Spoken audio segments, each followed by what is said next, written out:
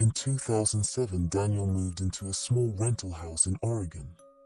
It was old but charming, with a single antique mirror left behind by the previous tenant. It hung in the hallway, and no matter where he stood, he always felt like it was watching him. One evening, while brushing his teeth, he glanced at the mirror as he walked past, and his reflection didn't move. His breath hitched. He took a step back, and now the reflection followed.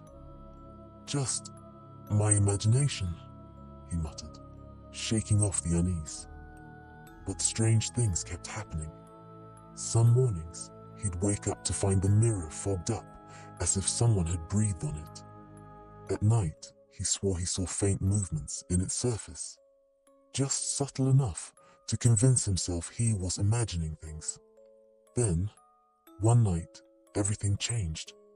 Daniel was up late working on his laptop when he caught something in his peripheral vision. The mirror. His reflection was there, but it wasn't mirroring him. It stood still, watching. A cold dread crept up his spine. He lifted his hand. His reflection didn't. Then, slowly, its mouth curled into a grin. Daniel slammed his laptop shut and turned away, heart hammering. But when he looked back, his reflection was normal again, mirroring his fear-stricken face. He barely slept that night. The next morning, he decided to get rid of the mirror. As he lifted it off the wall, a yellowed newspaper clipping fluttered to the floor. It was an obituary.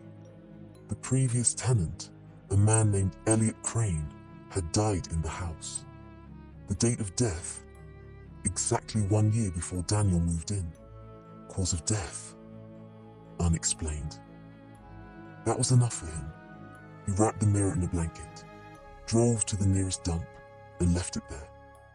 That night, for the first time in weeks, he slept soundly. Until 3 a.m., he awoke to a faint tapping sound, slow, rhythmic, coming from the hallway.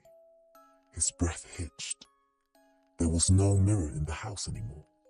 So, why was there a reflection staring at him from the dark?